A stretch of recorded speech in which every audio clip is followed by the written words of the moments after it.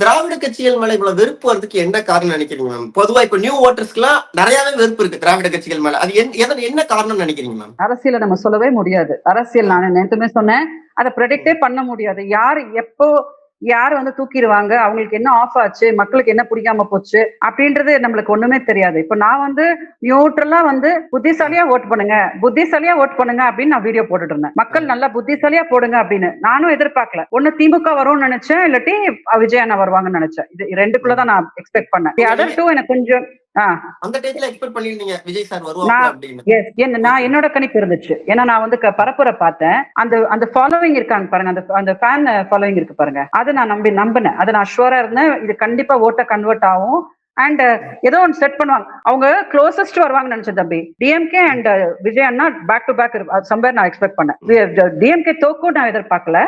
விஜய் நான் வந்து வருவாங்கன்னு இது ஏதோ ஒரு இதுல கரெக்டா நான் எக்ஸ்பெக்ட் பண்ணது வந்து அதே மாதிரி ஆயிப்போச்சு. அந்த ரெண்டு மேலயும் எனக்கு ரொம்ப ஹோப் இருக்கல. அஇஅதிமுக மேலயும் என்டிக்கு மேலயும் எனக்கு அவ்வளவா I was not very sure. அதே மாதிரி அது ஆகல. அண்ணா வந்து இதை பீட் பண்ணிட்டு வந்துட்டாங்க. அண்ணாவோட இது பண்ணிடுச்சு. நான் சந்தோஷப்பட்டேன். தமிழ்நாடுக்கு தான் நல்லதானா நான் ரொம்ப சந்தோஷப்படுவேன்ல, நான் சந்தோஷப்பட்டேன்.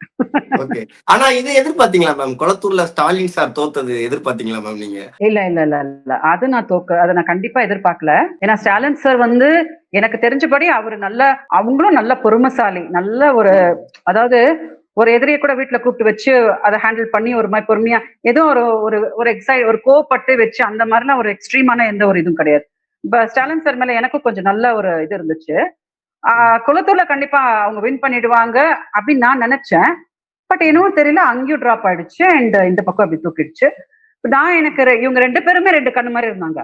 விஜய் அண்ணா வந்தாலும் ஓகே, ஸ்டாலின் சார் வந்தாலும் ஓகேன்ற ஆப்ல இருந்த போது ஓகே விஜய் அண்ணான்றது என்னோட ஒரு அண்ணன், ஸ்டாலின் சார்னா அது அப்படி அதுல விஜய் அண்ணா வந்தது வந்து கண்டிப்பா நம்ம வந்து பாவம் அவரோட ஒரு உழைப்ப நம்ம வந்து பாராட்டணும் இல்லையா. வந்திருக்காரு, பெரிய ரிஸ்கோ. இப்ப களத்துல ரொம்ப ரிஸ்க் இருக்குல்ல அவருக்கு. எல்லாரும் இப்போ நிறைய இருக்கும், அவருக்கு நிறைய பண்ணுவாங்க, நிறைய அவருக்கு மென்டல் டார்ச்சர் கொடுப்பாங்க. நான் தான் சொன்னேன், ரொம்ப பதுமையா இருக்கணும், அமைதியா இருக்கணும், பேலன்ஸ் தப்பக்கூடாது பாவம். இப்ப தானும் பேலன்ஸ் தப்பக்கூடாது, அவங்க தப்புனாங்கன்னா ஜனங்களும் பாவம் பேலன்ஸ் தப்புவாங்க. சோ ரொம்ப பத்திரமா அவங்க வந்து ஹேண்டில் பண்ணணும். ஆனா பண்ணிடுவாங்க. அரசியல்ன்றது வந்து அது வந்து இருப்பாங்க தம்பி, இப்போ கூட எல்லாரும் இருப்பாங்க சொல்லி கொடுக்கறதுக்கு. சப்போஸ் விஜய் அண்ணாவுக்கு இது புதுசா இருந்தா கூட இருப்பாங்க, கூட எல்லாரும் இருப்பாங்க. அவங்க அப்படியே இது ஒன்னும் ஃப்ரெஷ்ஷா ஒரு படம் மாதிரி எப்படி பண்ணனே தெரியல எனக்கு அப்படின்ற மாதிரி அண்ணா போய் அங்க திணற மாட்டாங்க. there will be people to guide. இன்னொரு few days few months அது வந்து அண்ணாக்கு வந்து சூப்பர் ஆயிடுச்சுன்னா அப்புறம் இது கிளிக் எல்லாம் வெறும் கிளிக் ஆகுதா இல்லையான்ற மட்டும்தான் இந்த உலகத்துல. ஒரு விஷயம் சக்சஸ் தான், சக்சஸ் இல்லையா. சக்சஸ் ஆயிடுச்சுன்னா அதுக்கு ஒரு ஸ்ட்ராட்டஜி சூப்பரா போயிடும். ஃபெயிலியர் ஆயிடுச்சுன்னா எல்லாரும் அப்படியே கை விட்டுடுவாங்க. அவ்வளவுதான் அது விஷயம்.